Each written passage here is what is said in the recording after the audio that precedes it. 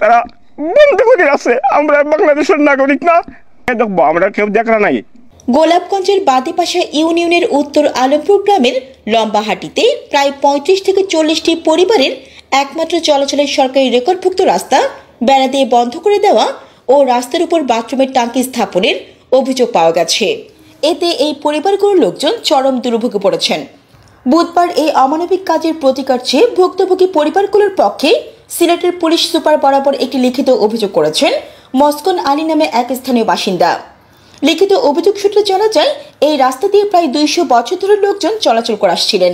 গতকাল মঙ্গলবার একই গ্রামের মানিক মিয়ার ছেলে মিনহাজউদ্দিন, রিমন আহমদ মৃত আইয়ুব আলীর ছেলে জয়নাল আহমদ, মানিক মিয়া গংরা জোরপূর্বক রাস্তার উপর বেড়া দিয়ে রাস্তা বন্ধ করে দেন। এলাকাবাসী তাদের নিষেধ করলেও তারা না মেনে বাঁশের বেড়া দিয়ে রাস্তা বন্ধ করে এর উপর একটি বাথরুমের টাঙ্কি নির্মাণ শুরু করে। এতে করে এই 35 থেকে 40টি পরিবারের মানুষ পড়েছেন চরম বিপাকে। আমার নাম শফিকুদ্দিন, পিতা ফিরোজ আলী, উত্তর আলমপুর। আমরা এখানে পূর্বপুরুষ থেকে বসতি করি আর আজকে 200 থেকে 250 বছর। যে রাস্তাটা চলাচলের রাস্তা, ওই সড়ক থাকিয়া ওই সড়ক হয়েছে 600 ফুট আর এগুলো প্রস্থ হয়েছে গিয়া 12 ফুট।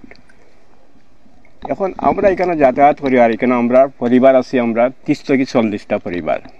এই রাস্তাটা ও দক্ষিণ সাইডে হইল গোবরিস্তান। এখন যদি আজকে আমরা এই লম্বাড়ির থেকে এখন মানুষ মারা যায়, তো এই লাস্টটা ইয়া কোন দিকে যাইতো? আমরা যেতাম কোন দিকে? রাস্তাটা যে বন্ধ করে দিলাম বা আমরা বন্ধ করে রাখি দিলাম। আমরা তো আগে তারা কত হইলো, আমরা আগে প্রভাবশালী আসলাম, আমরা আওয়ামী লীগের দল করছি হৌ অজুহাতে। এখন আমরা ভয়ে মারতেছি না, তারা লাঠিয়াল বাহিনী, তারা আমরা কোন খারাপই করবো। আমরা জিজ্ঞাসা করলাম তুমি রাস্তা এটা বন্ধ করো কেন? হয় রাস্তা বন্ধ করি আর আমার জায়গা এটা, ওখানে আমার জায়গা।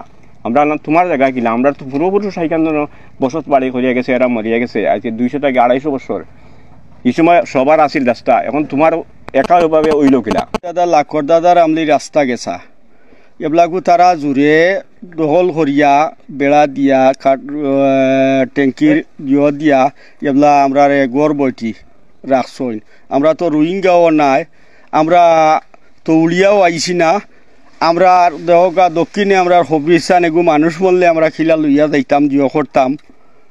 আপনার তারা জোরে জিও করে নিষেধ দিলে নিষেধও মানে না। আমরা প্রশাসনের সাহায্য চাই, আমরা উচিত বিচার চাই। যে রাস্তার মধ্যে আমরা খাড়া আছি, এই রাস্তাটা হইল গিয়ে আমরা মহিলা লাখর দাদার আমলের রাস্তা। আমরা এখান থেকে এই রাস্তার দৌড় হইল গিয়ে 600 ফুট। এই 600 ফুটের ভিতর থেকে মানে রাস্তার মনে করলেন পাশ হইল কি 12 ফুট। এই রাস্তাটা কিছুদিন আগে আমার চাচা একজন তারা মনে করলে যেভাবে বাউন্ড ফালাইয়া প্রায় 1.5 লাখ টাকার মাটি মানে জঙ্গলের দিনে ওখানে তারা ফালাইছে। ফালানির পরে এখন আমরা অনেক কষ্টর বিনিময়ে যেভাবে হোক আল্লাহ দয়া করছে আমরা রাস্তাটা মনে করে রেকর্ড হইয়া আইছে। এই অবস্থায় রাস্তাটা আজকে অগ্রাউন মাস মনে করলে এখানে দিয়ে ঠেলা আইব। পরীক্ষার্থীরা মনে করলেন, বাচ্চারা মনে করলেন স্কুলও পরীক্ষা দিত, যাওয়ার রাস্তা নাই। আমরা ও অবস্থায় আছি। আজকে যদি বাড়িতে মেঘ বৃষ্টি হতে কালকে আমাদের বাড়িতে পালেন নৌকা চলবে, এইরকম অবস্থা। একটু মাটি ওখানে ফালানি এই সাইড বান্ধেও হয়েছে, এক সাইডে দিয়ে সাগর অবস্থায় আছে। আমরা এইটাও দেখাইব আপনারা।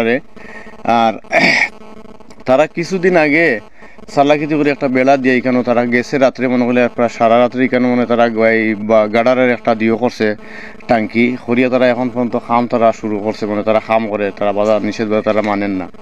এটার ব্যাপারে আপনারা একটু বিবেচনা করিয়া যদি আমরা রেকর্ড রাস্তা হইয়া থাকে এটা বন্ধ হইতে পারে। আমরা তো এই দেশের রোহিঙ্গাও না, এই দেশের নাগরিক যদি হইয়া থাকি তাহলে এটার বিচার আমরা সঠিকভাবে পাইতাম। এই বলি রাস্তা আমরা ঘুরতে আমরা সব মোটামুটি আমরা ওদিকে যাওয়া রাস্তা নাই।